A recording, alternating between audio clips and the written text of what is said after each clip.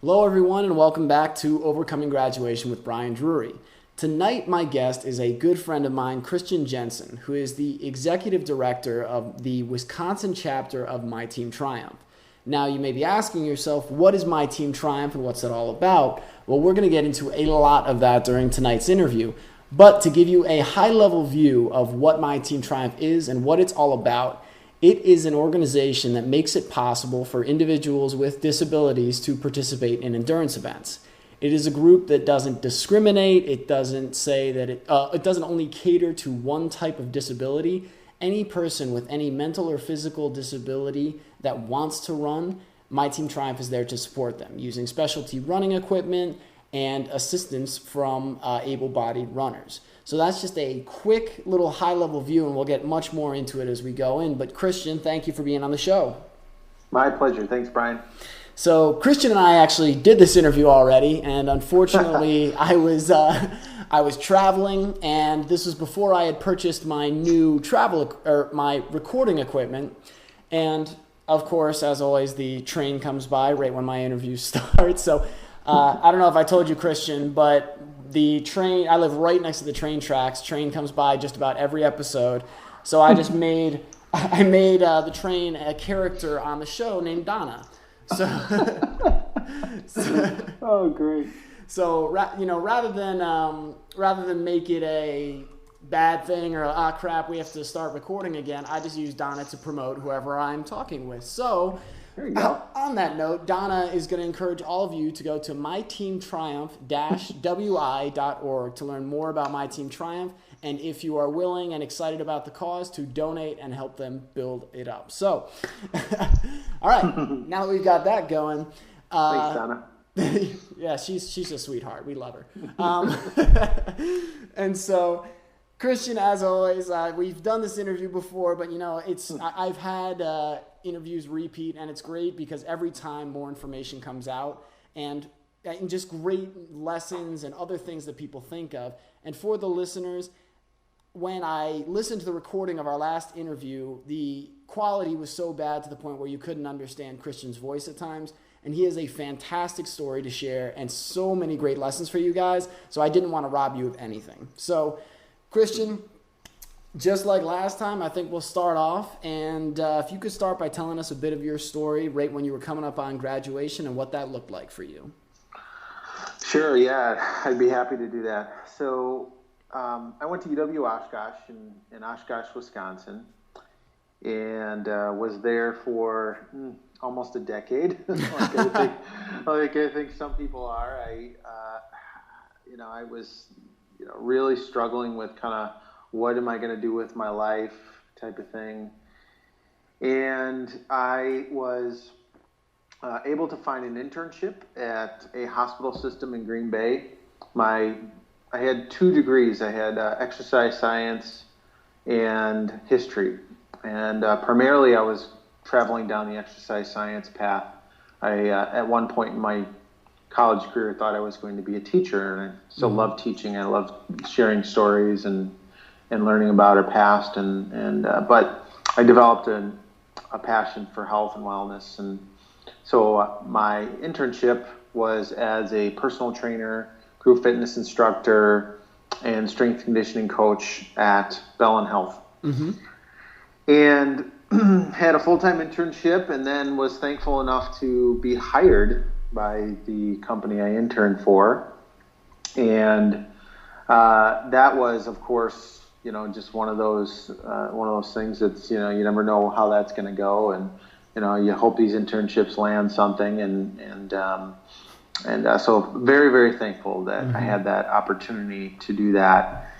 And along the way, I learned so much from my internship. First of all, I learned, number one lesson I learned was, wow, I really wish that early on in my college career, and of course it's never too late, no matter where you are, even if you haven't had your internship yet and you're a senior or junior, whatever it is, to get real life experience as much as you can, because Absolutely. I really think when you go to college, you think you know where you're going to go in life, but what you end up doing in the first 3 years, I mean, just an unscientific study here, I'd be willing to completely just guess and say that at least half of the people that graduate with a degree don't end up doing something directly related to their degree. Yeah, I think that's I haven't done any science around it, but I think that's fair just from talking with friends my age. And hey, Donna's did I hear back. a guest in the background? Yeah. Hey.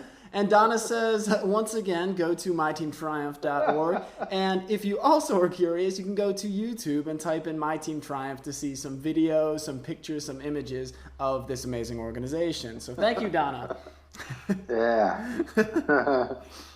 That's great. So, yeah, that was one of the main things I learned, getting out. I'm so glad that I had that opportunity in that internship, because I thought I was going to go down the road of strength and conditioning, working with student athletes, I primarily wanted to eventually my goal is to be working with college athletics. I was an athlete in college, did track and field, and that was really what I thought my passion area was. And I did that in my internship, but I also did a wide variety. I worked with people that wanted to just lose weight. Mm-hmm. I worked with people that had heart conditions. I worked with people that had knee replacements. I worked with youth. I worked with the aging population. And I also worked with people with disabilities. Mm-hmm. And I'm so thankful that I had that wide range of opportunities that really challenged my perspective on so many things. And primarily what it challenged me on was what my definition of wellness really was. Right. From a major change, it went from the typical things that I learned in school, such as, how long you live and the absence of, diseases, mm-hmm. And that was completely changed to really be focusing on the depth at we live, the people we know, and the impact that we can make on others. That, mm-hmm. to me, is wellness. Right. And I think that can fit into what we traditionally think of as how we teach wellness, such as, physical fitness, being active, so on and so forth. Because I believe that a lot of people really struggle with, when it comes to fitness and wellness, of why am I doing this? Right. Mm-hmm. As a country, we're really struggling with, health related diseases. Most of our causes of death in this country are related to very much to preventable diseases or chronic conditions. Mm-hmm. You look at something like cancer, which is, we all know someone that, has been affected by cancer. Both you and I, Brian, have been personally affected in our families mm-hmm. with cancer. I know that your listeners have heard about that. And it's this disease that we look at as almost being something that is very much unpreventable, but there's a lot of research out now that says that there's a lot of things that we can do at a young age and throughout any point in our lives to prevent the disease. Mm-hmm. And so that's something that we're learning right now. But really, when I started to work with the population of people with disabilities, I started to have this change of mindset, specifically around meeting with someone named Mary, mm-hmm. Who has muscular dystrophy. And she was a catalyst for a whole lot of change in my life. Christian, I was going to say, because first to your point of preventable disease and health and having a reason, I think that's just a key to any driving force for success in your life. Is the quality of the reason behind why you do what you do has such an impact on your ability to follow through. Because I've been listening to some things recently and working with a coach on weight loss, fitness, diet, exercise.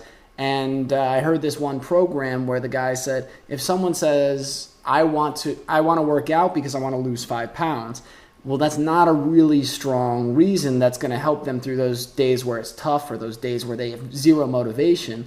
But if they say, I want to be healthy for my kids and for my grandkids and to be able to play with them and to enjoy. All of a sudden, now that they have that reason with that depth surrounding it and that emotion connected to it, then you're able to pull yourself out of bed. Or it doesn't make it easy, but it gives you the clarity in your mind why you're doing what you're doing. Right. And Absolutely. so I wanted to hit that, but also could you tell the listeners a bit of Mary's story about what her life looked like before muscular dystrophy? Right. So Mary's from Green Bay. She was born with a form of muscular dystrophy, which muscular dystrophy is a disease which basically degenerates the muscles in our body. There's varying forms of muscular dystrophy. There's no cure to it. It happens slowly in some. It happens very fast and rapid in others. Mary had a form that originated around her shoulders, neck, and face, and then radiated down throughout her body. She started to notice it in her teens, noticed that she was kind of just clumsy, lost her balance, tripped and fell a lot. And this was a point in her, in the world where they didn't know a whole lot about muscular dystrophy, and they misdiagnosed it many times. She eventually, after going to the doctor for a number of years, eventually found out in her early 20s what it was. And Mary was just like any young girl. She was, out playing sports. She was out running around the neighborhood, biking, swimming, just being a kid. She was doing those things as a young person. She was always out, going. And that's just her personality in general. She's just a going person. She's always wanting to be on the move. And she learned through her diagnosis that eventually she would not be able to do that because the disease would eventually take the ability for her to move away. Right. And so basically from her 20s throughout her life, slowly over time, that went away. And right now, Mary is in her early 60s, and she has zero major function in all of her muscles in her body. She can move her fingers, she can move her toes, she can eat, but she cannot sit up, she cannot walk, she cannot stand. She has she has her arms and legs, they just won't work. They just do not function. Right. And one could imagine being someone that's extremely active, how that would affect them. Right. Slowly that goes away. And I think, I'm not sure if that's worse or easier if it goes slowly away, because one day, you just wake up and although you've kind of felt it was coming, you're not able to do that one thing, like brush your teeth. Right. Or, sit up in bed. Imagine what that day would be like. It was coming and you thought, one day I won't be able to do this. And then you wake up and you can't do it. And it's such a difference as well from, it's amazing how much we hear about positivity, about having a positive mindset, about being appreciative, but it's so easy to hear it and ignore it. So the whole concept of be thankful that you can even get up out of bed, that you can go run, that you can see and hear and eat, and we go, yeah, but I have all these problems, so let me focus on them. I mean, we all do it, and I've been doing it a lot lately as well. But it's so different when all of a sudden it's not a matter of choice. Something is taken from you and you have to choose how to go about your life. It's one of those things where, with my mom's cancer, it was not something where all of a sudden it was slow or that we had a lot of time to prep. It just came on and it progressed quickly. And so things started being taken away from her life, things that she loved. And that's one of the hardest things as a person, I think, is to lose the ability to do what you feel makes you you. So can you tell us a bit about how meeting Mary changed your life and then what began when you met Mary? Sure. So when I met Mary, I was just starting my kind of professional career, what I thought it would be. But underneath, I was dealing with a lot of emotional issues. I was dealing with a lot of depression. I was dealing with some things from my past that I really struggle with. As a young person, my father died of cancer. I had struggled with a lot of addictive behaviors in my life. And while on the surface I was someone that, in school I was on the dean's list, and in athletics I was a national champion collegiately. You were a champion in throwing activities, correct? Yeah, the discus in track and field. And so, on the surface, I raised a high bar for myself, and I usually met some of those, but underneath, I was really struggling with why was I here? What was I meant to do? And how Chris, I'm sorry, how old was your dad how old were you when your dad passed away? I was 15. 15, yeah. So a really tough age and a tough time when you're just trying to, I think most kids at that age trying to figure out high school, and you got hormones and girls, and then you have this huge loss in your life. So I can only imagine at that point. I mean, I know it's been really hard at this age. I can't imagine at that age. Yeah, I mean, at that point in my life, I was really, of all those things you talked about, probably the most profound thing I was really searching for was, is there more out there? I was going through more of a spiritual kind of search at that point. And when my father died, at that point, I made a decision that there was no God. I said, there's absolutely no God right now that I could believe in, because how could there be a God that would take away someone like my father, my hero, a great man, all these things? And I made that decision out of pure anger. Right. And that decision right there was one that led me down a path in the rest of my high school career and my college career that really was focused on, what I thought is achievement of, checking off the box of, athletics and academics, really getting accolades, so on and so forth. And that really tied into what also I felt was, wellness as well. And what I didn't realize was the importance of, when it comes to wellness, of relationships. Yeah. And when I met Mary, here's someone that physically couldn't do anything that I held to be so important in my life. I was a runner at that time. I started to do triathlons, just getting out of college, and you can't go throw a discus in a field for fun. So you got to get into something like running, and I started to do that just to maintain my health and keep the weight off. And I just pictured you out in a field just throwing a discus with no one there, and I was like, I mean, you could do it. It would look a little weird, but yeah. Yeah. People are running. I'm just throwing things. Yeah, I'm just throwing. I just pick up rocks and throw them for fun.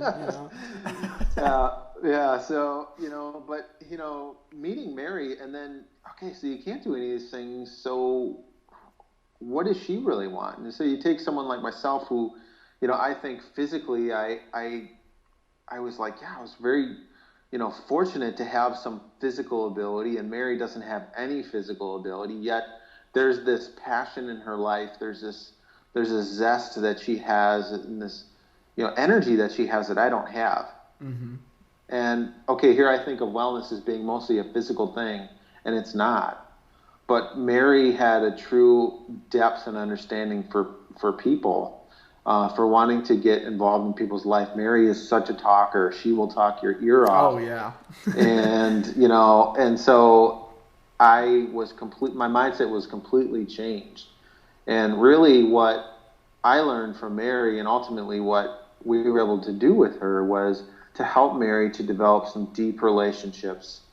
The importance of people in your life, importance of people that will just challenge you, will be honest with you, will say things that will build you up, that strive to be more than just the status quo, and strive to be more than just hey, I'm all here about achievement in just the corporate sense, climbing a ladder, but how do you leave an impact? How do you change lives? How do you do something that people will say that you can't do? How do you look at things that you're afraid of in your life and just say, I'm going to commit myself to conquering those things? Right. I mean, that is not the normal breed person. No. But at the same time, there's so much satisfaction. This is the greatest satisfaction that we can have in life, because so much of that so much that is tied to not the here and now, but it's tied to the spiritual side of our lives.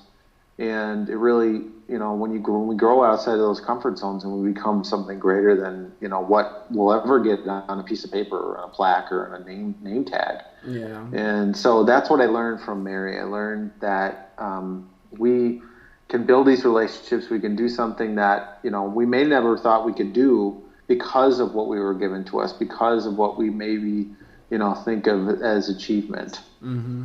And what's amazing there too is the whole concept of connection and relationships. It's when you really think about the impact that you're going to leave on this world, when you connect with people deeply and you do your best to make a difference for them in whatever way you can and whatever way you're gifted to, all of a sudden you are linked and bonded to this person in such an incredible way. Whereas when you get in what you were talking about before, the achievement mentality of just achieve, don't worry about people, just, get these things done, get the medals, get the accolades, get the promotions, it can feel very empty. And I know that from experience because I can get trapped there very easily where there's so many things I want to do in life that I lose sight of the relationships with people around me of just connecting. And I realized it recently in my own life where I felt kind of miserable, even though I had done a bunch of great things, like, big things, taking big steps and making changes. And then one night I just got out and hung out with friends for like an hour and I felt like a new person and just laughed and joked. And so I think there is so much power in connecting, and it's something that is becoming more and more of a skill because with technology, we're losing sight of people, where our eyes are down or on screens all the time, and that's becoming more comfortable than looking someone in the eye. So I say very frequently, and for all of the listeners, especially those who are about to graduate, if you want to differentiate yourself, focus on your ability to connect with people and communicate, because I don't care what your resume says. I don't care any of that other stuff. If you're able to come into an interview or connect with a person genuinely, be authentic, and tell them honestly about yourself while looking them in the eye, you'll stand out leaps and bounds above 90% of the other applicants. So, all right, man, I just wanted to go off on that one for a second. But, okay, so you were with Mary. She's teaching you all these lessons. And for the listeners also, I've run with Mary with my team Triumph a couple times, and she is absolutely a talker, and she is hilarious. So it's funny because it was hard to run with her at times because I was laughing so hard. So I was losing my breath. But so you're learning these lessons from her, and then what comes next with your relationship with Mary? Well, yeah. So, we got to talking about a endurance event that was coming up. It was called the Bellin Run, which is a 10K event in Green Bay. It's it's actually one of the largest 10Ks in the country. There's over 20,000 people that do it. Wow.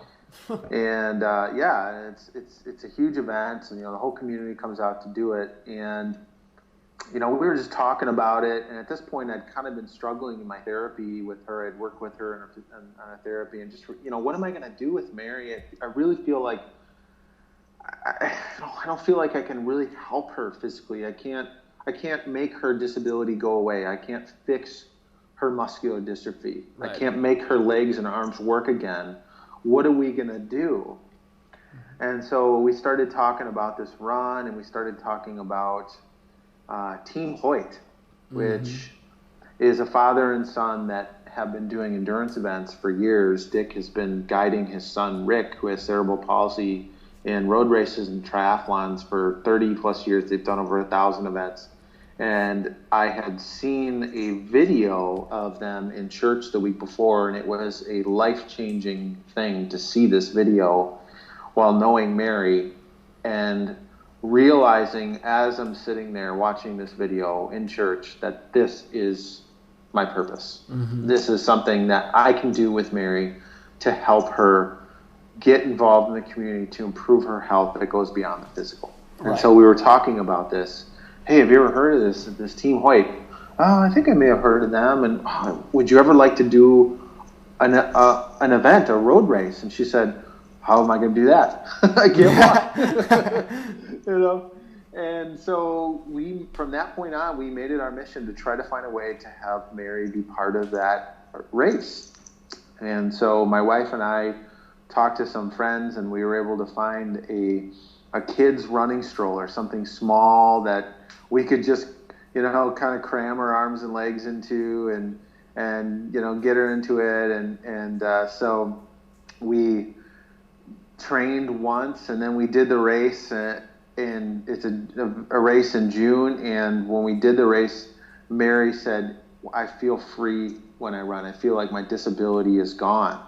Mm-hmm. And that was something that was incredible to us. We had no idea how powerful that would be for Mary. Right. And she shared that with us. And that was another challenge for us to continue to do more events. And so we did that. We did more training events. We did more races. And we did a marathon in 2009. And over the course of that marathon, we had a lot of people that learned about what we were doing. And all of a sudden, this community of people with disabilities grew. Right. So we met, young people. We met aging people. We met, all sorts of walks of life of people with disabilities that were just like Mary. Right. Okay, my disability tells me mostly what I can't do. And my world and my life is structured about what I can't do. Mm-hmm. I want to do something that there aren't those limitations, and I can feel like part of the community because I'm accepted and I get to know people through that experience. Right. And so my wife and I were really challenged. We gave it a lot of thought and prayer, and we ultimately felt called to start something. And so we reached out to the Hoyts. We eventually came across an individual with My Team Triumph that said, hey, and we worked with them to develop the first chapter of My Team Triumph outside of the home base in Michigan. Mm-hmm. And we developed the Wisconsin chapter in 2010. Mm-hmm. And I love, like so many of the stories I've heard of the creation of something great.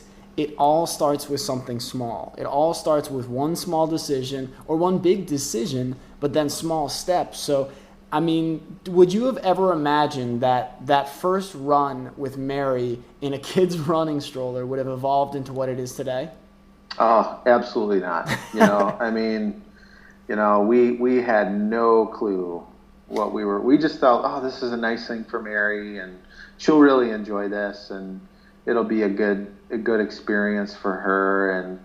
And while we did it, it was so much more than that. It mm-hmm. was, and there's a lot of people don't know that until they experience it. Even the people that end up joining our organization, they say, I saw you guys do it, and I thought that was really cool, and then I did it. Mm-hmm. And then I realized it was so much more deep, because it's almost organic. We just bring people of diverse abilities together. We say, here's the start line, here's the finish line, and you guys just work as a team, get to know each other, and then through that great experience, something magical happens between people. Yeah, and I can affirm that 1,000 times over, because I remember when I first moved out to Wisconsin, and I was out there a couple months. I was feeling lonely. I was feeling disconnected. I was, again, having those questions I think everyone struggles with, but we aren't encouraged to talk about. That's not a class in college. That's not something that everyone is bringing up on what's your purpose and what's your reason for being here. And I remember, again, small decisions that have life-changing impacts. I saw the flyer for My Team Triumph, and I had seen the videos on ESPN about Dick and Rick Hoyt, and I had always wanted to do it but never had the opportunity. When I saw the ads at the gym in Wisconsin, all of a sudden I was like, I could do it. And I hesitated. I was like, well, maybe later, and just all the procrastination mentality stuff. And then finally I was like, no, I'm going to do it. And I remember so much about it, but I mean, just for the listeners, I ended up running 9 or 10 races with My Team Triumph. I did 2 half marathons, a couple 10Ks, a couple 5Ks. My Team Triumph was the inspiration for my book, which I just finished the final edit of the book last night. And thanks, man. It's 300 pages now, and it's been developing over 2 years. And it was the inspiration that got me going and got me started writing that book. And it's a story about My Team Triumph. So there'll be plenty more coming on the podcast about the book. But I remember just the connections I built and the whole concept of running not for your own time, but for someone else. And for the listeners, the way My Team Triumph works is it is not about your time. It is about the captain's experience. It is about them having the best time ever. So what the directors do is they pair you with people of like ability, like physical ability, and then you just have a blast. You run, you joke, you laugh, you do wheelies with the carts. It's everything you can imagine. And what was so amazing were the connections I made, but I also loved seeing how people running and people lining the streets were inspired by it. But the best thing in the world is seeing the captains' reactions, especially when they finish and they get the medal. And for the listeners as well, angels are the able-bodied runners, and captains are the people being assisted. And I remember one thing that blew me away about My Team Triumph was it had everything from injured war veterans to cancer patients to people with mental disabilities to amputees. It was everything across the board. And there are so many different ways that you guys provide support, that the organization provides support. And it was just beyond words. It really was. And so could you tell the listeners a little bit about the growth from your first year to now? How many people did you have? How many carts and all that stuff? Yeah, so the first year we set out to do 10 races, and we really had no idea what we were doing. Because the book on, basically what we're doing is we're trying to plan 10 events, 10 special events. And any people out there that ever planned a fundraiser, ever planned, any sort of, big, get together, we were talking about planning an event where we would create a team of people of all these different backgrounds. Number of people would range anywhere from 10 people on a team to up to 80 people on a team, to communicate to them regularly, to provide inter-event training events that we would do leading up to the race.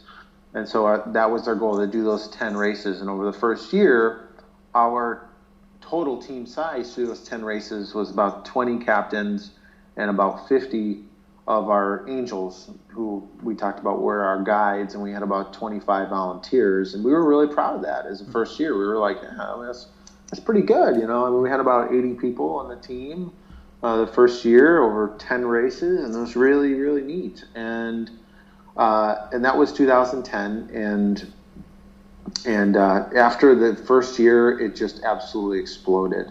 And since 2010, we have had far greater than 500 captains that have participated. We've had more than 2,000 angels that have done races, and this year we're doing 56 events throughout the state of Wisconsin in 5 areas around the state. And we're just really honestly trying to keep up, because people are saying, hey, let's do this race and let's do this race, and I love to be in that. And it's really great to see that need and that interest. And there are people with diverse abilities all over the communities of Wisconsin that see, now I have an opportunity to do this, and I can do it with my friends. I can do it with my mom and dad. I can do it with people that I've never met before, and then vice versa. You see people who are, quote, able-bodied say, I want something more than just my medal. I want something more than just my PR. I want to have a deeper experience in this race, and I want to do it for someone, with someone. And we see a lot of those individuals coming forward as well. And I was going to say it's one of those things where, for the listeners, I was not a distance runner when I started. And they have teams that are walking teams. They have slow pace. They have guys who are like consistent Boston Marathon competitors, like crazy and ultra marathoners. It's the full spectrum. It's anyone who wants to help can help, and anybody who wants to be helped and be assisted can be. And if right now you have a goal or something in your mind you've always wanted to do, but you've either been afraid to try or you've never really gotten started, when the big thing that changed for me, if you had ever asked me prior to this, would I want to run a half marathon? I'd say, no, what's the point? I don't really want to just go out and run all that long and run all that time. But when I knew I was running for Jessica, she's a little 7-year-old I ran my first race with, and she's adorable. They call her the little monkey because she just climbs up on everybody she can and hugs them.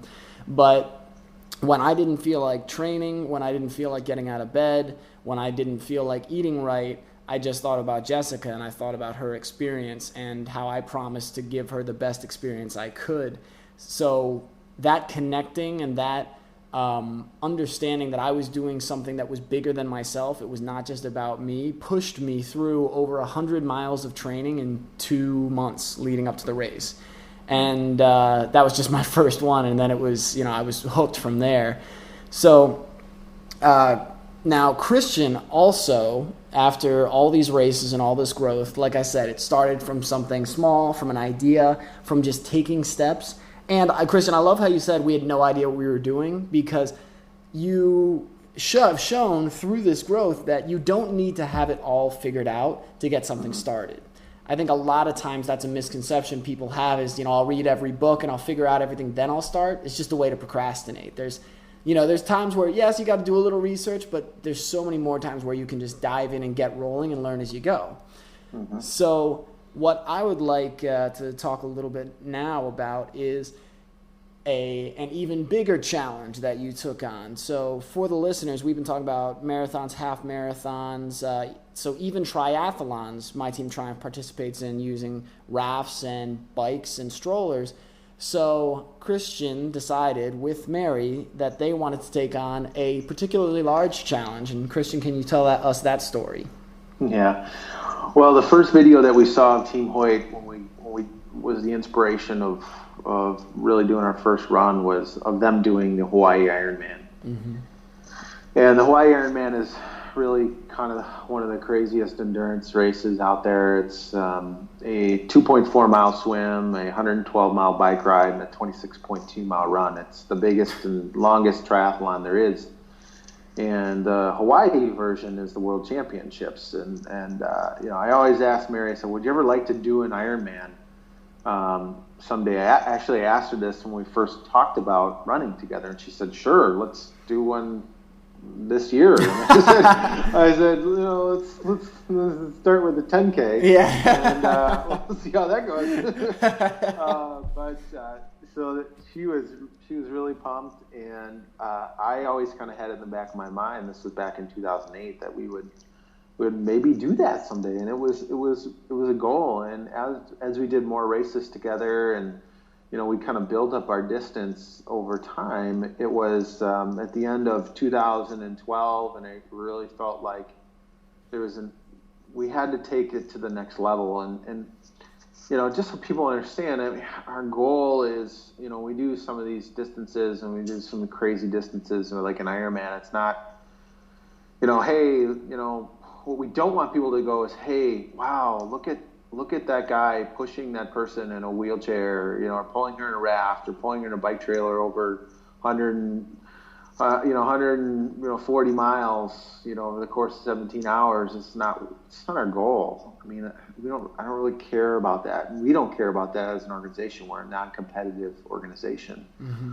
But what we want to do is put ourselves in areas where people will go, wow, there is something really real and authentic and true about what that is, mm-hmm. about people committing to, in a very deep way, serving others. Right. And that's ultimately what we want people to do. And so we felt that an Ironman venue would be one of the best venues for us to share that mission, to spread that message.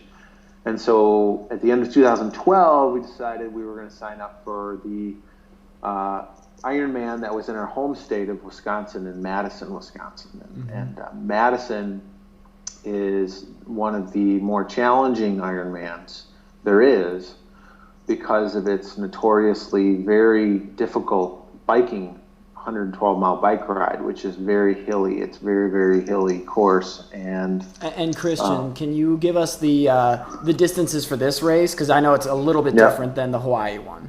It's the same distance, actually. Same? Okay. Yeah, same distance, 2.4-mile swim, 112 bike ride, and a 26.2 run.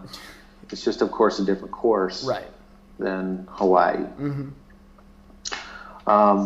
But, as you do these events, we're going into a competitive environment with a different goal than being competitive. And so when you go in a competitive environment, when you do an Ironman, you have to make the cutoffs for each leg. You have to get out, you first do the swim, and you have to finish the swim by a certain time. Otherwise, you can't continue on the bike. Mm-hmm. And you have to finish the bike ride in a certain amount of time. Otherwise, you can't continue on the run. And then you ultimately have to finish the entire race with under 17 hours before you can actually officially become, quote, an Ironman. And anyone that has ever heard of Ironman is, you want to go across that finish line and hear Mike Riley say, hey, you are an Ironman, and put that medal over your neck.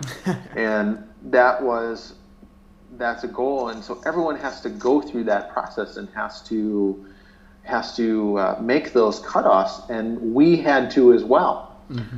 And so you guys didn't get any special exception or special treatment. This was, if you guys want to do this and you want to make Mary an Ironman, you have to do the same thing as everyone else. Yes, we had to do the same thing as everyone else. We had to meet that same requirement, and we knew very on that it would be a very challenging endeavor. Mm-hmm. Because of the time cutoff, specifically on the bike ride. And so over the course of, we started training with about 10 months before the race. And we would, throughout the course, when you do Ironman training, you're doing weekday trainings of, 2 to 3 hours a day. And then on the weekends, it's anywhere from, 5 to 12 hours of training. Both days. It's your life for 10 months, basically. And Mary was included in as much of that as possible. We swam, we biked, we ran together in the equipment, in the boat, in the bike trailer, in the running stroller, because she's an athlete too. She has to. And it's not just for me to get used to pulling her. It's for her to get used to being out in the elements, to learn how to, just as you do these races, you have to learn how to eat. You have to learn how to drink. You have to learn how to mentally take on that challenge. And Mary had to as well. And so we were both in training for that. And as we went through the training, you learn a lot about yourself. And while you start with one plan, that plan changes along the way. Yep. And you just got to go with it. You just got to trust that you'll get to the finish line and, be okay that it's not going to be a straight path. It's going to twist and turns and ups and downs. And, those learning opportunities are the great things. It's the adventure of it. Right. And we ended up making some of the bigger changes that we made were the types of equipment that we would use. Mm-hmm. We learned very, very late in the game that the type of chair that we were going to use wasn't going to likely allow us to make the cutoffs. So we ended up about 2 weeks before the race trying out a brand new chair, which was much lighter and much aerodynamic for the bike than we'd been using. And we were hoping that would make the difference on the race. And Christian, just for the listeners, because I know a lot of people are thinking, an Ironman in and of itself is a tremendous physical feat, period. But when you're wearing a harness and pulling a full size, could you tell them a bit about the weights of these things, like how much Mary weighed, the raft, the harnesses, like just for the listeners to understand that you're pulling and pushing this much additional weight on top of your own body weight. Yeah. Well, so the boat itself in the waters probably weighs about 40, 50 pounds. Mary's in the range of 120 pounds. The bike trailer and running chair weigh about 40 pounds. Mm-hmm. So and I'm about 220. I'm a Clydesdale. So, that's about your, weight that you have, and it definitely changes your speed, if you will, that you're, doing the events. If you're used to running at a certain speed or biking at a certain speed, it changes that perspective for you. Mm-hmm. So can you tell us a bit about the race itself? Because I remember watching the race progress from my apartment, because there was a team of my Team Triumph people there supporting Christian and Mary, and they were giving Facebook updates, and you could watch his number online and check out where he was. And I remember all of the different things that were happening. So could you tell us a bit about what that experience was like, what that day felt like, and what it felt like going through that race? Oh man, it was definitely an early start, just like any big goal, any big, challenge out there. You get an early start to the race, and it was really interesting because I'd done a lot of races before, and I'd gotten really nervous before the event. Mm-hmm. Much shorter races. Even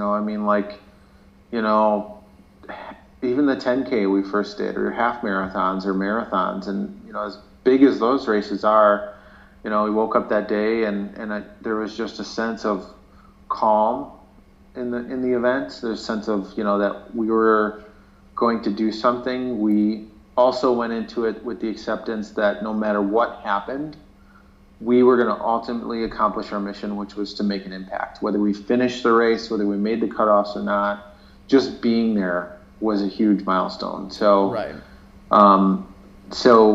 Get there, and when you get there, there's 2,000 plus athletes that are in this big parking garage with their bikes, and that's where the transition zone is, and it's at the Monona Terrace, which is downtown Madison, and the parking garage overlooks Lake Monona, which is where the swim is. And so when we get there, we get prepped and do everything we need to do, and do our final gear checks, and everyone needs to go to the bathroom right before the race, and and then everyone needs to eventually make our way down to the water. And we were set to start at 6:50 with the pro wave. There's professionals in this race before the age groupers, 10 minutes before the age groupers, which is everyone else in the race. Right, because they segment you out by just like 10-year age gaps or something? Yeah, okay. Basically, yeah. So, so we were trying to get through the crowd down to the water to start, and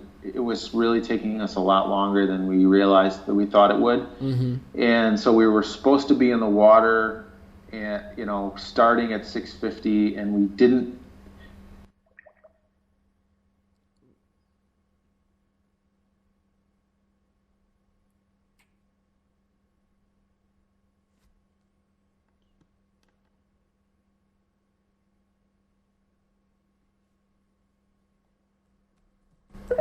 Oh, you there, Brian? Hey, yep, we got you back. Hey, okay. Sorry about that. No worries. So you said you were supposed to be in the water at 6:50, and then what? Right. So we were late to the start. It's like, all right, last thing I want to do is be late to a race, and an Ironman. So we got in the water, and as we got in the water, the cannon went off, and we were supposed to be out in the water starting, and so everyone takes off. We're late. We get going. And I've learned that in any race, there's going to be things that happen that are unexpected, and you just got to have a really good perspective about them. You got to just be okay with them and just run with it. And, literally, literally. So we're in the water, and Mary is out there with all the other athletes. And imagine you're in a lake, you're swimming with 2,000 other athletes, and you're pulling a boat, and a boat is attached to you, and there's people that are grabbing your arms, they're kicking you, they're scratching you, and they're punching the boat, they're hanging on the boat, they're deciding they want to get in the boat, and this went on for the course of the swim, and so.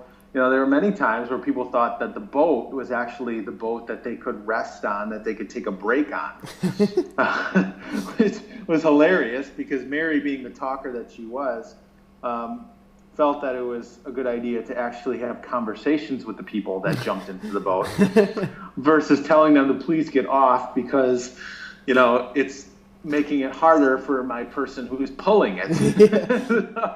So I had to be like, Mary, come on, let's get going here. This isn't a break, in the middle of the lake. Always interesting things happen. So we finished the swim. It was great. We get out on the bike ride, and it was very, very challenging. It was, very, very challenging. We had a specific speed that we knew we needed to ride, and we were just on the edge of that for half of the bike. And we got to the point where I was really unsure if we were going to make it. I was really unsure if we were going to make the time cutoff for the bike ride. And so we're going through the final miles, and we had about 10 miles left to go. And, we were coming up to our final rest stop for Mary because we planned these bathroom breaks for her. Mm-hmm. And I looked back to Mary and I said, hey, how you doing? Do you need to go to the bathroom? And I knew that if she were to say yes, then we'd have to stop. And there's no way we could make the time cutoff. But I knew if she said no, then there might be a possibility. Mm-hmm. And she looks back and she says, I'm good, let's keep going. And for the listeners, Mary is one of the most fiercely competitive people I've ever met. Like, she is just tenacious. And if you're ever lacking motivation, just give Mary a call and she will get you up off your butt and moving. Yeah, definitely. Yeah, she totally will. So we just hammered it in the last 10 miles. We gave everything we could, and we came in with 3 minutes to spare in our time cutoff. And it was such a huge relief. I mean, I didn't even care that, oh, by the way, now we got to run a marathon. And Christian, at that point, how many hours were you into the race when you made the bike cutoff? We were at... let's see, that was 5:30 p.m., so that was 10 and a half hours into the race. So after 10 and a half hours, you make the cutoff by 3 minutes, and now you're on to the running portion. Right. Now we're on to the running portion. And so now we run a marathon. Yeah, just 26.2 miles, no big. Yeah, right. Just a 26.2 mile party in downtown Madison. Yeah. And but that was just a phenomenal experience. People are, chatting with other people, and they're getting to know people that have crazy, awesome stories. And, we met people that, were running for their son who just passed away of pediatric cancer, or meeting people that just are incredible stories. And one of the best experiences that we'll have from that run was being out in the dark, because the sun goes down and you're running, and it's, like 10, 11 o'clock at night, and you're running with people that are not going to break any records, but they're out there because it's a personal challenge for them, or they're out there because, they're just out there for a reason. They're not out there, to win medals or anything. In one of Dick and Rick Hoyt's videos, which I'll for the listeners, I'll share this one in the show notes, but in one of their videos, it starts off by talking about the various amazing guys that are involved in the Hawaii Ironman. And one of the guys that they highlight is a guy who was his third try. He had not succeeded yet, and he's legally blind. And he said, he's like, I'm going to finish this race or they're going to drag me off the course. And it's like, when you talk about overcoming your obstacles, just think about trying to swim over 2 miles, bike. How many miles is the bike again? It's 112 miles. Bike 112 miles and then run 26.2 while you're blind. I mean, and then I look at myself and I go, why didn't I work out yesterday? I was like, oh, my ankle was sore. It's like, dude, come on. It's like, this guy's legally blind is doing a complete Ironman, and I'm over here just whining because, my muscles are stiff. Yeah. I know it definitely puts things in perspective when you hear that. I mean, those are the great. I mean, if you're looking for some inspiration, just YouTube, Ironman World Championships, and you'll want to run through a brick wall. I mean, it's crazy the stories that come out of that. Right, and so you and Mary are in the final leg, and can you tell us a bit about like what the emotions were like at that point, and how are you feeling physically? Well, I mean, physically, my muscles, I feel like jello. And I feel like everything, and I'm moving, I could walk faster than I'm trying to run. But, there was so much energy. And as the miles ticked off and as you got closer and closer and closer, the emotion just was almost uncontrollable. Mm-hmm. And, there are people that see Mary and see what we're doing and, just go by them and instantly they just get emotional. Right.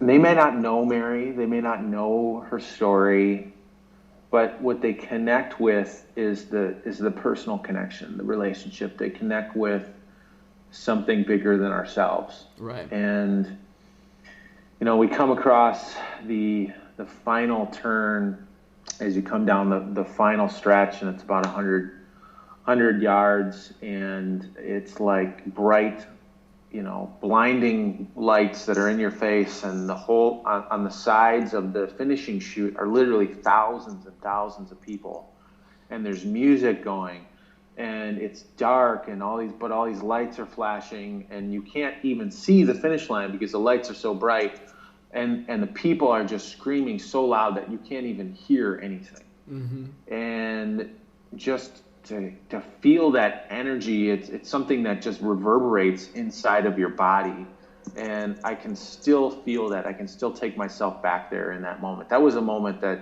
this final 100 yards, it just completely stood still for me, and I'll always be able to remember what that felt like. Mm-hmm. I was just so emotional as we were going across that finish line, and just seeing the community support Mary and support what we were trying to do, and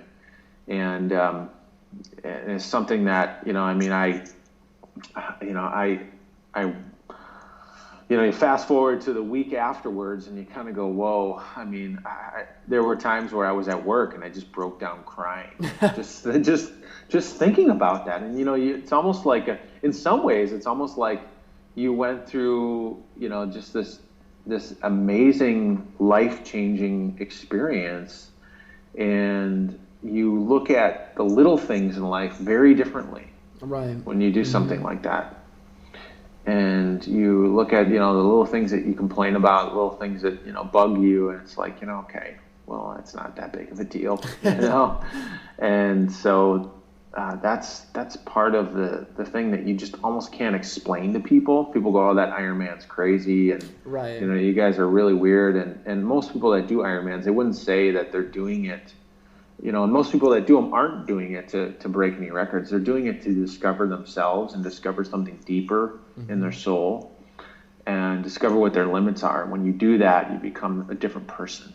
Right. And it's almost one of those unspoken connections that you and Mary now share with every other Ironman, is that it's something that I could picture, but the longest race I've ever done is a half marathon. And it's almost so far out of the realm of what most of us consider possible. It's almost like the brain just doesn't even process it. So having experienced that, you have this whole different level of understanding. So can you tell us what were the reactions when you crossed the finish line for you and for Mary and from your support group and everything? Well, after we got over crying for about 20 minutes. Wait, and how much time did you finish with out of the 17-hour time cap?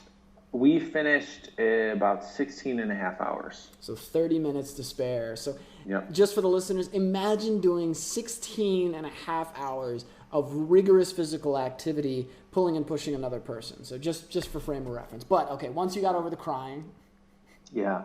Once we got over the crying, I ate an entire pizza. I think I lost a little bit of weight, so I drank a lot of fluids, just how we had a incredible support crew, family, friends, my coach, and we did a lot of pictures, and people that, you know, just came up to us and, you know, just said, you know, what an amazing thing it was to witness us and witness that. And these are people that were just finishing, and these were people that were in the top 10. These were some of the professionals that came across the finish line and had been sticking around for half the day, you know, and saw us out there and came across to congratulate us. And then the aftermath and the weeks and months leading after it are similar to what happened after we did our first marathon in 2009. Was, you know, oh man, I have a father who had a stroke and I want to do this with him. Mm-hmm. I saw you at the race. I did it myself. I never even thought of doing this with my dad until I saw this with you. You know, you hear those types of things come. And I remember getting an email from someone. I remember getting that email the week after the race. And I was just in my office and I read that email and it just broke out crying. Just thinking to myself, wow, you know, and it definitely grew. We had another team that did the Ironman last year. We have 2 teams that are doing it in Wisconsin this year. And I'm thankful that I have the opportunity to go back and do one in Boulder, Colorado in August with my friend Ian, who has cerebral palsy. Awesome. So I'm very excited about that. So it's really growing. You're seeing the community being embracing of people with disabilities and doing things in a team environment and really lifting each other up. And that's really our mission and our vision, is to redefine what achievement means. Right. And that's what we're seeing. And so that's really makes me proud to see that transformation take place. You should be. You should be extremely proud. And for the listeners, again, what Christian was talking about earlier, that it's not about people going like, wow, look at that guy. It's such an amazing physical feat that he's achieving, that the emphasis is really on relationships. And I've known Christian for years, and I'm going to brag about him for a second, whether he likes it or not. Christian is one of the most humble, committed people I have ever met in my life. And his desire to connect people through sports, and it's just that this happens to be the medium that he's found to bring people together and create community and lasting lifelong friendships. And he has put anything and everything into it. And for those of you that think, oh, okay, well, maybe he was getting paid well. Christian, how many years did you do this as a volunteer? Since 5 years. I was going to say, it was until a couple weeks ago, right, when you officially have accepted a full-time job working with My Team Triumph. Yeah, beginning of March. Yeah, because I remember it had just happened the night before our first call. So first off, huge congratulations for you, man, because I know that was massive. You. But what I wanted to say about Christian is I talked to him a lot about the Ironman. Of course, we saw him at upcoming races, and I was just asking him about the experience. And he walks the walk, he talks the talk, he does the whole shebang. So when he says it is truly about connections, he means that with every fiber of his being. This is not a pride thing. This is not an ego thing. And when I asked him about the race, he said, Mary was amazing. Mary pushed me through everything, and Mary kept me going. It had nothing to do with, man, I really kicked ass and I really overcame. It was all about how Mary had been the driving force, and he literally was just lending his legs. And so I wanted to say that and make sure the listeners were aware, Christian, because what you do is one of the most incredible things in the world, and I love you for it, and I love what you do. So I wanted to celebrate you there and express my gratitude, because what you did changed my life and changes so many people's lives. And I want as many people to know about this organization as possible. Thank you so much. That means a lot, Brian. Of course, dude. And so, and just a quick pause for the listeners. So my book, as I said, is based on a young man deciding to do his first race with My Team Triumph. And for the first 3 months that the book is published, I'll be donating everything I make from the book to My Team Triumph. And for the entirety, or for eternity as the book exists, I'll be donating 10% of every book I make. So, and Christian, could you give the listeners just an idea, if anyone's considering donating to the cause, how much this specialty running equipment that you guys have costs, just to give them an idea? Yeah, so our major expense is equipment. are raised chairs. And these are not the type of chairs that you find in Walmart. These are not the Bob running strollers that you use with your child.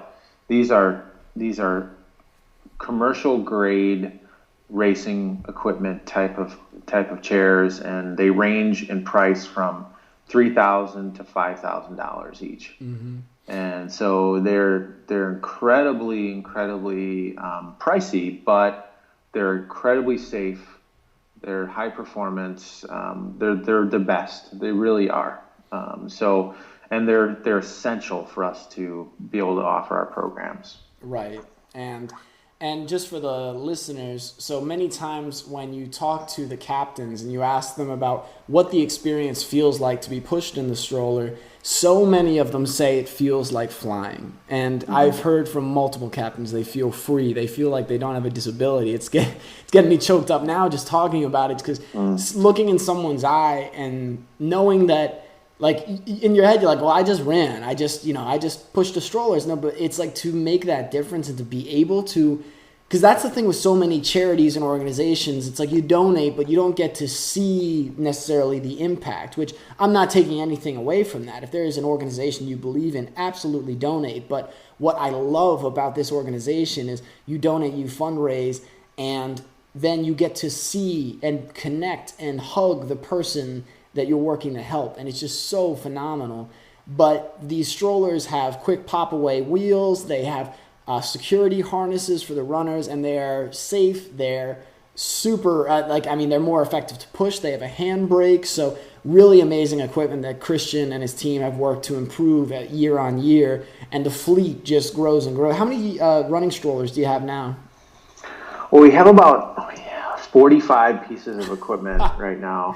Awesome. And we're growing it. We're in a capital campaign right now, and we have our 5 regions around the state, and our goal is by the end we'll have over 100 that will be dispersed around the state of Wisconsin. And so our goal is to raise enough money, which is around $400,000 this year, to be able to purchase around 50 pieces, 60 pieces of equipment this year. So that's our big goal that we have. That is phenomenal. I love that, because that's doubling your fleet and doubling the impact and the people that can be involved. And so for my listeners, whoever's got $400,000 to spare, please go donate at myteamtriumph-wi.org. But really though, guys, if any little bit can help, if you're motivated by this story and what My Team Triumph does, I can tell you from personal experience, from working with Christian, that the money, everything that can go to the cause, that isn't going to fuel for the truck and carrying around the equipment, is going there, because these guys are some of the most committed volunteers and now full-time people, which I'm so happy for you, man, that I've ever met. So I 150% endorse this group and would encourage everyone to donate, because it really is just one of the best organizations, best things I've ever seen out there. And I travel all over the world for my job, so I've seen a lot of things, and this is still by far one of the best things out there. So, Christian, we're coming close to time, but I've still got a couple more questions for you, because I love your story, and I just love catching up with you, man. But so one thing I wanted to dig into a little bit was, what advice would you have for people that say they can't? And what would you tell those people about the power of your mind versus your body?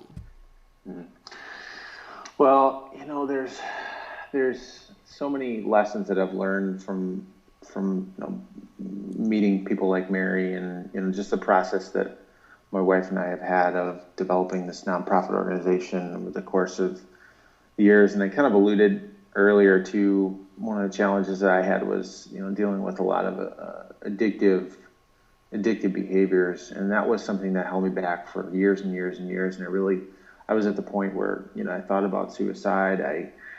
I really felt there was no hope, there's no purpose for life.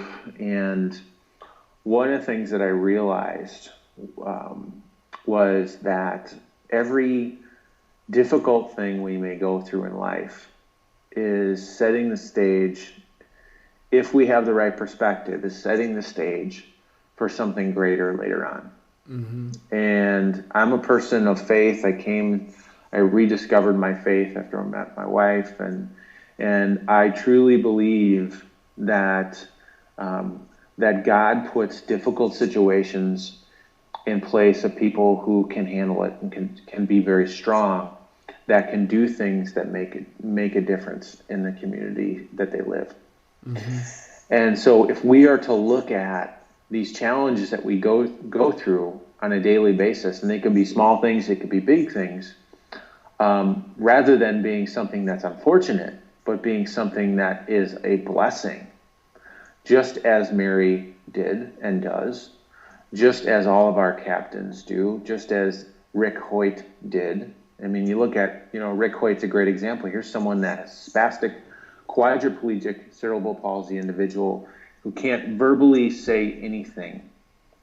And you look at the millions of people that he's impacted mm-hmm. through the work that he's done.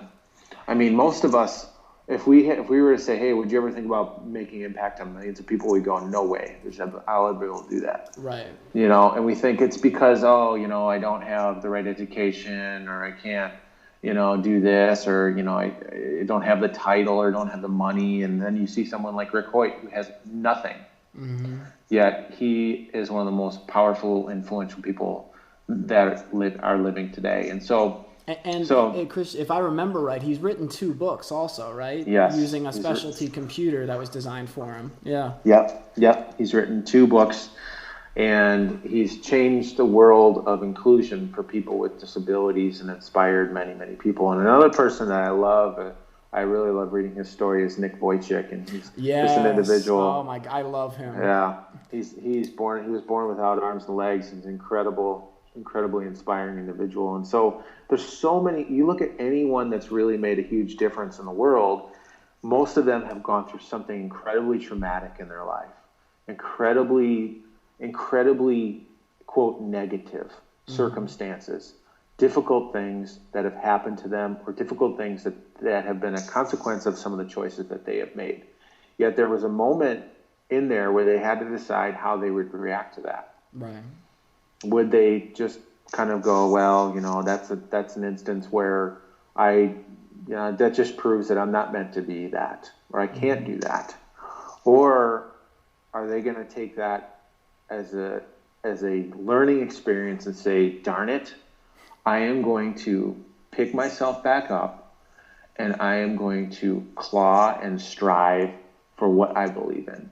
Mm-hmm.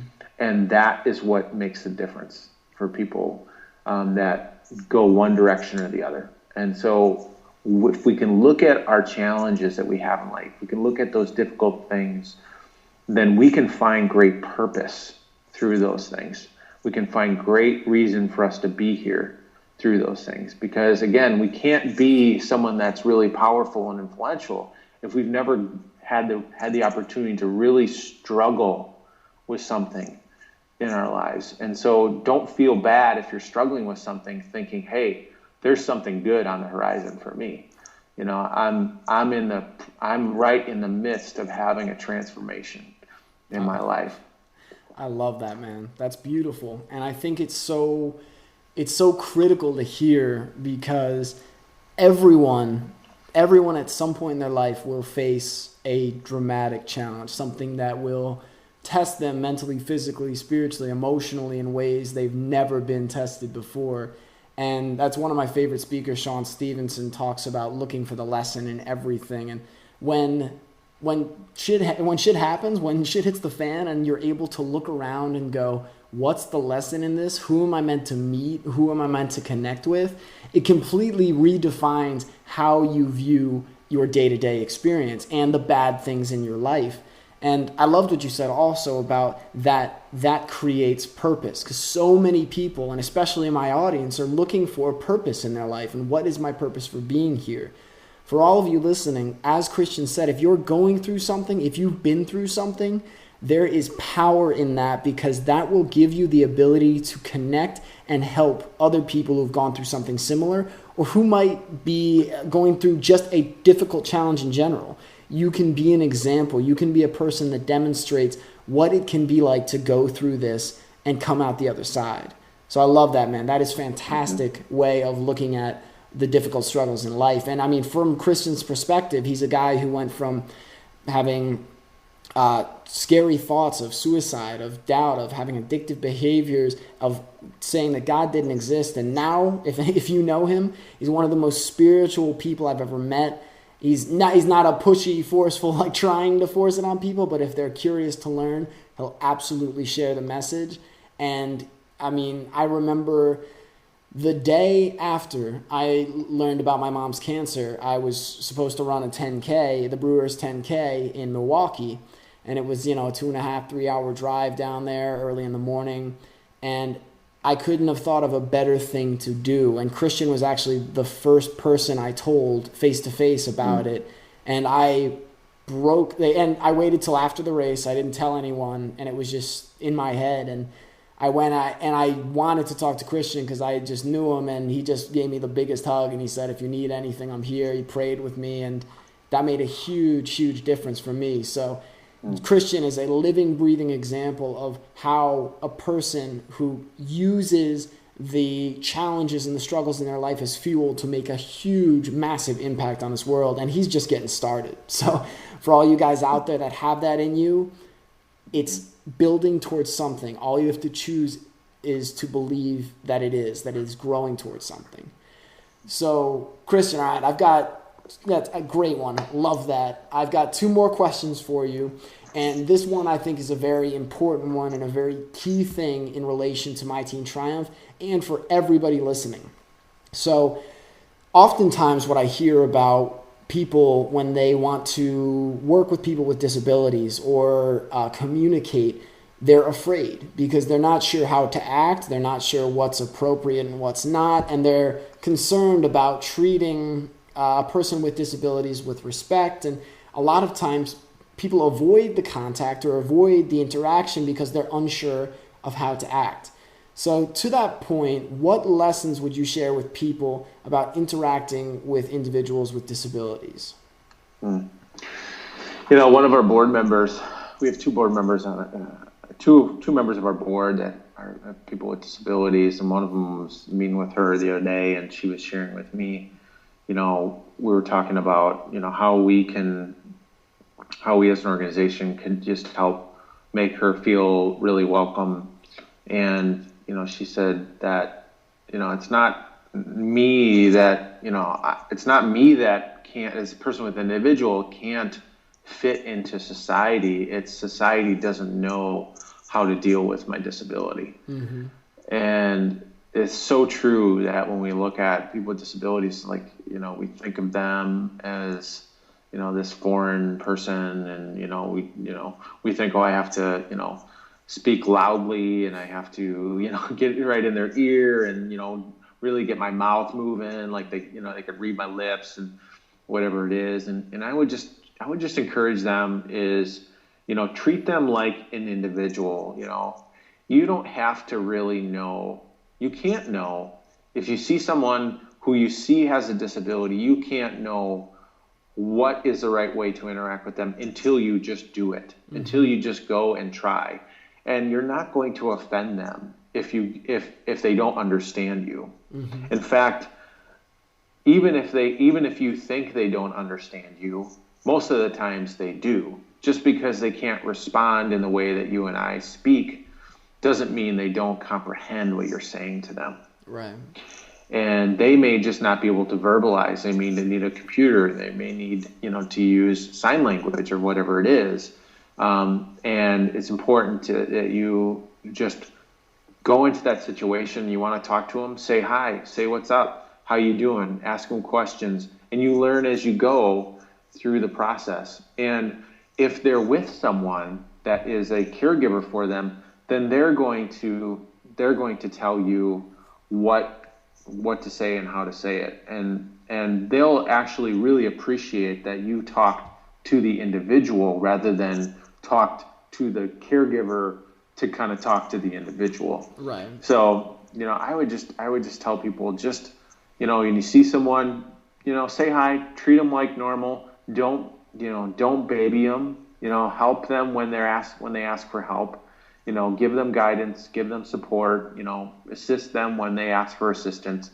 But, encourage them, be there for them just like you would a normal friend.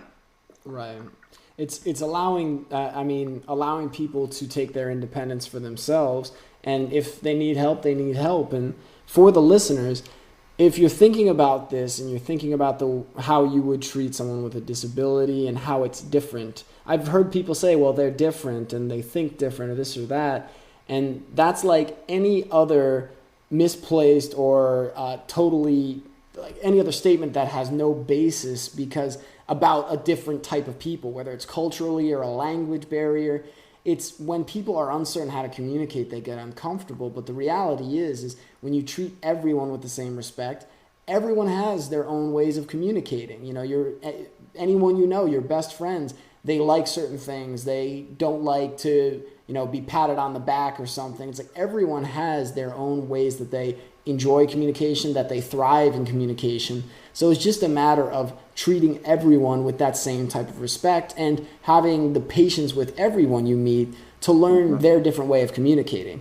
Because imagine, just all the listeners, just take a moment to imagine that you were fully functional mentally, where your brain functioned at a great rate, maybe even higher than most people, had a higher IQ, but you couldn't verbalize or share those things, how frustrating that might be. But then when the people around you take the time to learn your sign language or your ways of communicating, it allows you to connect. So that is, I think, a crucial message. And the great thing about My Team Triumph is it just pulls the fear out of it. It pulls the uncertainty out of how do I communicate and I don't want to offend or whatever, because you walk in and everyone's just treating everyone the same. It's not this, like you said, the slow talking, loud talking. You just walk up and greet a friend and give somebody a hug, and it's such a warmth that comes through that. So I really wanted to have you share for the listeners that type of point of view, because it's something that I think a lot of people are missing out on amazing relationships in their life because they're afraid to just start the conversation and get to know a person. And I mean, that goes beyond people with disabilities. That's with everything. So for everyone listening, as a challenge this week, if there's that one person you've been wanting to talk to, I don't care if it's a romantic interest or a person you see walking to work, take that time. You'll be amazed at the stories and the connections you'll create by just taking the moment to connect with another person. So, Christian, man, I love this. This has been awesome. And I can't wait to help spread the word about My Team Triumph more. And with the book coming out, there's going to be some hardcore promoting going on from my point. So I'm very excited about all those things coming up. And as always, I'd like to close this interview out, or these interviews out, with the same question. And you know it already, but I'm sure we'll get even more perspective now. So if you could go back in time and talk to yourself back when you were graduating school and you were filled with that uncertainty, that fear, the doubts about the real world, what advice would you give to your younger self? I would say trust the path. Trust the path that you're on, even though it's hard and difficult. And then also to not shy away from the difficulty that you're going through. That the challenges that you're going to face, and to really embrace those as opportunities to learn and to grow. I think as a society, we just seek, what we're really good at. But chances are we're really good at something that comes easy and therefore isn't challenging. And so, we typically want to take that straight line path, but look for those things that are difficult. Do hard things, do challenging things, because they'll help you grow emotionally and spiritually. Totally agree. Love that, because it's so true. I've heard it so many times that the only real growth comes when we push ourselves outside of our comfort zone. And there is so much good and so much power that comes from that when you demonstrate to yourself through your own actions that you are capable of more than you even believed possible. So awesome, man. This has been fantastic, and thank you so much for doing this interview again. This has been awesome. My pleasure. Thank you, Brian. And so for the listeners, as always, got to do my little sign off here. You can find all the show notes and everything at overcominggraduation.com. I'll be sharing information about my team triumph, some awesome pictures of Christian crossing the finish line with Mary at the Wisconsin Ironman, because I love those men. They get me every time. We'll be sharing some videos about Dick and Rick Hoyt, and then also about Nick Vujicic, because you threw him in there, and he's one of my favorite people as well. So as always, you can subscribe to the podcast on iTunes if you're an Apple user, or through the Stitcher app if you have an Android smartphone. And please sign up for the mailing list at overcominggraduation.com, because very shortly I'll be starting to send out the first emails that'll teach you more about what's going on, upcoming events, giveaways, etc. So, Christian, thank you so much, man. This has been awesome, and I will talk to you again real soon. Great. Thanks, Brian. All right, thanks again. Again. Again. Again. Again. Again.